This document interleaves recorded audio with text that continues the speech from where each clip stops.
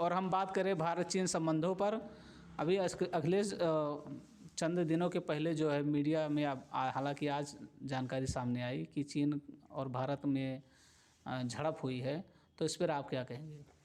सत्यकाम भाई, ये अरुणाचल प्रदेश के तवांग इलाके में झड़प हुई है चीन और भारत के सैनिकों के बीच में, जो हाँ तवांग में हुई है। और यार मतलब दुखद भी है कि किसी का इतना दुस्साहस कैसे हो कि हमारी माँ भारती के हमारे उनके सम्मान में अगर कोई ऐसा दुस्साहस करे तो उसके लिए हमें as a Indian, as a भारतीय और माँ भारती के सपूत के रूप में मुझे बड़ा कष्ट होता है। लेकिन ये चीज़ का तो गट्स है कि हमारे कि हम भावनाओं से चलाते हैं। ऐसा नहीं है कि हम यहाँ जो भी हमारे बॉर्डर पे जो हमारे भाई हैं, हमारे सैनिक हैं ना, वो भी जान लड़ाते हैं अपनी माँ भारती की रक्षा के लिए, क्योंकि हम धरती को अपनी माँ मानते हैं।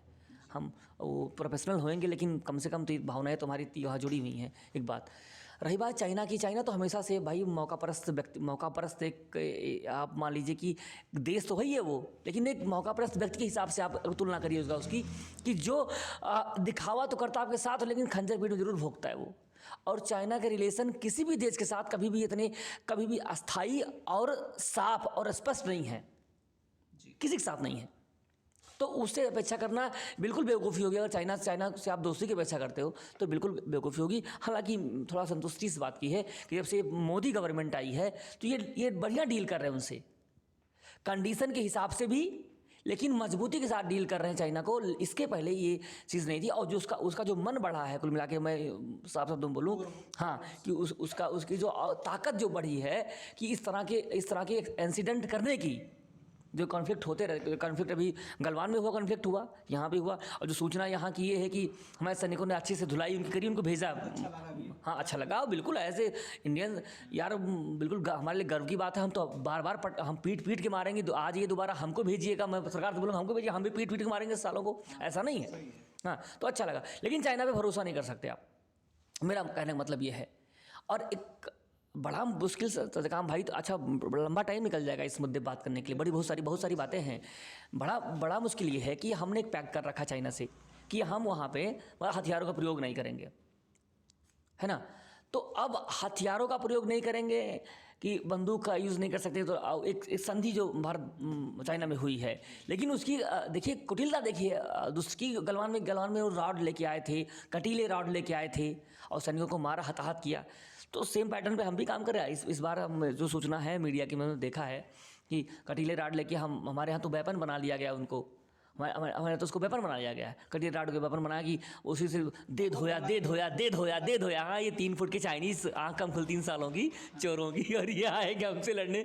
हमारे यहाँ तो एक सैनिक 20 से भारी पड़ेगा इन पर। मैं सर इस बात को, आपकी बात से सहमत होते हुए मैं एक बात कहना चाहूँगा कि जो चीन के जो रोजी रोटी चलती है, चीन के भारत जो है सबसे बड़ा साझेदार है। और मोबाइल कंपनियों से लेकर के बहुत सारी जगह उन्होंने निवेश कर रखा है। तो उनको ये इस साहस जो आता है, उनको लगता है कि हम जब पैसा उनको दे रहे हैं तो वो अमीर होते जा रहे हैं। तो उनको ये लगता है जैसे अन्य देशों के साथ, जापान के साथ, श्रीलंका, ताइवान, भूटान छोड़िए, आप जाने दीजिए, उसके बाद तिब्बत जैसे देशों के पर उन्होंने लाखों स्क्वायर फीट उन्होंने कब्जा कर लिया। तो जो भारत का 90,000 स्क्वायर फीट की जो ज़मीन बनती है, मानकर चलिए अरुणाचल प्रदेश पूरा जो उन्होंने टारगेट पे रखा हुआ है कि वो कब्जा कर सकते हैं। 90 किलोमीटर जी, और वो जो है कब्जा कर सकते हैं। तो मुझे तो नहीं लगता कि ये कभी ऐसा सपना होगा जो वो सच कर पाएंगे। भारत एक मजबूत अर्थव्यवस्था है और दुनिया में हमारा परचम लहरा रहा है। अब वो एक काम करता है, जो कुटिलता जो आप शब्द बोले, बड़ी ही चतुराई से, किसी एक साथ कई देशों से वो युद्ध के स्थिति में नहीं है। जैसे वो कभी जापान को परेशान करेगा, कभी तिब्बत को परेशान करेगा, कभी जो है अन्य देश को परेशान करेगा, कभी भारत पे आएगा। लेकिन वो एक साथ किसी को परेशान नहीं करना चाहिए। वो उसको लगता है कि वो सबको पैनिक करता है, वहाँ की जनता को सरकारों के प्रति जो है वो निगेटिव बनाता है कि जो है सरकारें जो है, कई बार राष्ट्रवाद के मुद्दे पर सरकार बनती है और उखड़ भी जाती है सर। इससे पहले भी सरकारें थी और उन्होंने सत्ता चलाया है, उसके बाद जनता ने उनको केवल एक मैटर को लेकर उखाड़ कर फेंक दिया। तो वैसा ही कुछ यहाँ भी तो नहीं कर रहा है। सत्यकाम भाई, ऐसा नहीं है। तो मैं बताऊँ को रियलिटी क्या है। चाइना में नंबर 1, पहले स्टार्टिंग से बोलूँ, चाइना में मीडिया और सोशल मीडिया सब उनके अपने हिसाब के बैन है, सारे बैन है। ऐसे हम एक डेमोक्रेटिक कंट्री है ना, तो हिंदुस्तान में अगर 40 सैनिक शहीद हुए हमारे तो हमारी मीडिया को सरकार की प्रतिबद्धता है कि हम कुछ छुपाएंगे ना, हम सही सच बताएंगे। चाइना में ऐसा नहीं है। तो इसी का फ़ायदा उठाते चाइना क्या करता है, चाइना प्रोपेगेंडा फैलाता है। चाइना ने अपनी शक्ति का प्रोपेगेंडा फैलाया हुआ है। हो सकता है उनके पास पैसे हों, अर्थव्यवस्था मजबूत, लेकिन शक्ति में वो कहते हैं भारत से मजबूत नहीं है, इसकी गारंटी मैं देता हूँ। हाँ, मजबूत नहीं, लेकिन प्रोपेगेंडा फैला के रखा है। तो छोटे छोटे देशों को उसने डरा के रखा हुआ है। और क्या कहता है, गिदड़ धमकी देता है कि हम तुम्हें मार देंगे, हम तुम्हें लूट लेंगे, हम तुम्हें बर्बाद कर देंगे। तो छोटे देश डर गए। तो ये है, अभी जब कोई भी देश तगड़ा इनिशिएटिव लेता है, मतलब इनका खुल के इनके सामने लड़ा कि आओ तुम कर ही लो, तो ये पिछड़ जाते हैं। ताइवान की बात करें हम नहीं, ताइवान की बात हम बात मैं भी आपको एक एग्जांपल दे दूं, केवल हिंदुस्तान का एग्जांपल दूंगा मैं आपको। 14 के पहले की सरकार क्या होता था, एक हमारा जो बॉर्डर इनका जो है 10 किलोमीटर होता, चाइना करता क्या है, 10 किलोमीटर का एरिया नो मैंस लैंड का होता है, जहाँ कोई नहीं आता, ना ये चाइना ना हिंदुस्तान। अब चाइना करता क्या है, उस 10 किलोमीटर के एरिया में 8 किलोमीटर में आगे घुस के बैठ जाता है। ठीक है, उसने घुस के बैठ जाता है। तो जब भारत सरकार 14 के पहले की बात कर रहा हूँ मैं, तो सारा सरकार क्या बोलती, नहीं हम विरोध कर, तो 2.5 किलोमीटर पीछे हो जाता है। तो ये हो गया, हाँ पीछे हो गए। अंत में उसने 5 किलोमीटर ले लिया। अब उस 5 किलोमीटर लेने के बाद वहाँ से नो मैंस लैंड शुरू करेगा वो 10 किलोमीटर और। तो घुसते आ रहा था। डोकलाम में ही करने का इनका प्रयास है। सरकार इस पर मजबूत थी, इनको नहीं पता कि हमारे बप्पा बैठे हैं यहाँ पे, बप्पा बैठे हैं, फोड़ फाड़ देंगे। तो इनको निपटा दिया। एटलीस्ट 2.5 महीने 3 महीने चले कॉन्फ्लिक्ट के बाद चाइना वापस अपने फिंगर 4 पे गया। फिंगर 4 पे गया ना, फिंगर 8 पे रहते। तो मेरे कहने का मतलब, जब इनको कोई बढ़िया से दवा देता है, अच्छे से करना क्या, ये चाइना कभी युद्ध करेगा नहीं किसी से। चाइना युद्ध करेगा ही नहीं, ये तो उसकी औकात नहीं युद्ध करने की है कि दिखावे कि उसके फाइटर जेट की बात, जो भी उनके हथियारों की बात कर लो, सब दिखावे कि हैं चाइनीज सामान। एक हम जानते ही हैं एज इंडियन की चाइनीज माल टिकता कितना है। तो ना चाइनीज माल टिकेगा ना चाइनीज टिकेंगे, बस गीदड़ भपके दिखाने के सोवर थोड़ा चाइना सामान अच्छा भी लगता है, झाल ले आइए चाइना की तो बढ़िया चमकती है, लेकिन 2 दिन फुस। तो वैसे इनके सैनिक भी, वैसे चाइना भी है, ये फुस जल्दी होंगे, लेकिन दिखाने का बस एक हमारे पेशेंस चाहिए और इच्छा शक्ति चाहिए, इनको कब कहाँ पाए कूच दें। हम बात करें गलवान घाटी की, तो गलवान में जूता पाए बढ़िया से, फिर चले गए। ठीक है सर, तवांग में आए, वहाँ भी उनको राड और थप्पड़ जूता मिला है। और मुझे लगता है ये जितनी बार जैसे गाल लेकर आएंगे वैसे उनको तमाचा मिलना है। फिर भी उनकी, चूँकि चाइना का राष्ट्रपति तो युद्ध करने आएगा नहीं, आएंगे वहाँ के छुटपुट सैनिक वही करते हैं। तो ये जो एक परसेप्शन वो बना रखा है कि हम, मतलब पैनिक करता है, मैं एक शब्द फिर बोलूँगा, पैनिक करता है, जनता को उकसाता है कि वो सरकारों के विरुद्ध में जो है वो अपनी आवाज़ उठाएं। तो इस पर आप बोलेंगे? तो मैं आपको रियलिटी बताता हूँ, रियलिटी है क्या।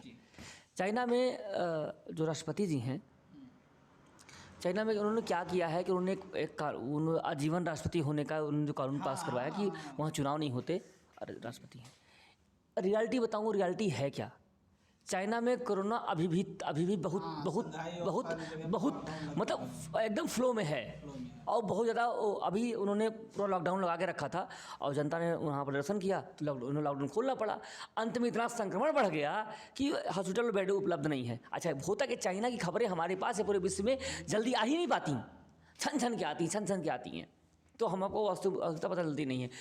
तो क्या होता है, एज ए राष्ट्रपति जब वो असफल होना होगा आपको, तो किसी देश पर तो उनको क्या करना है कि जनता फोकस ना हो जाए, जनता सरकार के खिलाफ ना हो जाए, एक क्रांति ना हो जाए, प्रदर्शन ना हो जाए, इसलिए आपको डाइवर्ट कर देना है। तो ये भारत के साथ कॉन्फ्लिक्ट को डाइवर्ट कर रहे हैं। और कोई बात नहीं, चाइना की औकात नहीं है झगड़ा करने की, लड़ाई करने की हिंदुस्तान से, लेकिन ये केवल दिखावे का झगड़ा करते हैं कि सरकार की पॉलिसी है ये। तो सरकारी हाँ, कि जनता का ध्यान उस जो उनकी असफलता है, जो अपने देश की आंतरिक असफलता को दबाने का, वहाँ धर्म भड़काने का प्रयास है और कुछ नहीं है ये। जी, और आंतरिक असफलता बात आप बहुत सही कहे सर, कि वो जो है डाइवर्ट करता है अपने नागरिकों को, मतलब उनकी जो रोज़मर्रा की जो समस्याएं हैं चाइना में, और जो उनकी अपने गरीबी और बहुत सारी चीज़ें जिसे अन्य देश सामना कर रहे हैं वो भी सामना कर रहा है। और सबसे बड़ी बात आपने जिस बात पर इंगित करते हुए कहा, कोरोना से वो बेहाल हैं। चाइनीज वायरस है, डोनाल्ड ट्रंप ने भी कहा, पूरी दुनिया मान रही है। तो वो अपनी जवाबदेही से बचने के लिए जो है ये छोटे मोटे जो है झगड़ा इधर उधर फसाद कराता रहता है। लेकिन उनको एक बात समझनी होगी, मेरा अपना जो ओपिनियन है, कि वो भले संविधान संशोधन करके आजीवन राष्ट्रपति बने, यहाँ का प्रधानमंत्री जो है वो जनता द्वारा चुना गया और बहुमत के आधार पर चुना गया है, लोकप्रियता के आधार पर चुना गया, अपने काम के आधार पर चुना। अब उनको अपने देश में क्या करना वो जाने, लेकिन उनको भारत से लड़ते वक्त इस बात को ध्यान में रखना होगा कि जो सरकार बनी है वो चुनी हुई सरकार है, दोबारा मेजॉरिटी में आई है। इसका मतलब जो भारत के नागरिकों का प्यार और समर्थन है वो वर्तमान सरकार के प्रति अटूट है और उनको उससे लड़ाई लड़नी है, सरकार से नहीं। पूरे राष्ट्र के जो मतदाता हैं, जो सरकारें को बना रहे हैं, सरकार को चुन रहे हैं, उनकी लड़ाई पूरे देश से है और वो एक छोटा सा चम्मच लेकर फेंक रहे हैं। सत्यकाम भाई, आपने स्वार्थ के लिए जनता का ध्यान केवल भटका के लड़ाई करना चाह रहे हो, और आपकी बात को मैं कंटिन्यू करता हूँ कि ये हिंदुस्तान 62 वाला नहीं है, कमज़ोर नेतृत्व का देश नहीं रहा अब। उस समय हम तब भी चाइना से नहीं हारते, जैसा कि हमने पढ़ा है, हम जानते हैं, हम लोगों ने पढ़ा है कि अब 62 में भी हिंदुस्तान चाइना से नहीं हारता। उस समय भी चाइना भारत से हर मामले में कमजोरी था, बीच में बढ़ा होगा, हम अपना डेवलपमेंट नहीं कर पाए, लेकिन उस समय तो भारत मजबूत था। तो उस इच्छा शक्ति कमी के कारण भारत हार गया चाइना से। और आज हो सकता है तुम्हारी इकोनॉमी में हम तुम थोड़ा पीछे होंगे, लेकिन अगर पावर में आओगे ना फिर तो कभी पीछे नहीं है, ठीक ठाक कर दो चाइना को एक साथ ठीक कर देंगे। और रही बात प्रधानमंत्री की तुलना की बात कर लूँ तो वास्तव में इच्छा शक्ति वाले प्रधानमंत्री जी हैं, इनको किसी प्रधानमंत्री जी को जनता को गुमराह करने की आवश्यकता नहीं है, इनको डाइवर्ट करने की आवश्यकता नहीं है। और रही बात जब देश हित की बात आएगी, देश प्रेम की बात आएगी, तो हम भारतीय क्या करते हैं, हम भारतीय अपने बेसिक मुद्दों को भूल जाते हैं। वो हमारा अपना मुद्दा, हम लड़ लेंगे सरकार से, हम सरकार से कल परसों लड़ लेंगे, हम उनके खिलाफ प्रदर्शन कर लेंगे, बात कर लेंगे, लेकिन जब बात चाइना पाकिस्तान ऐसे किसी दुष्ट की आएगी, राक्षस की आएगी ना, तो भीड़ के मारेंगे, सब मिल के मारेंगे। और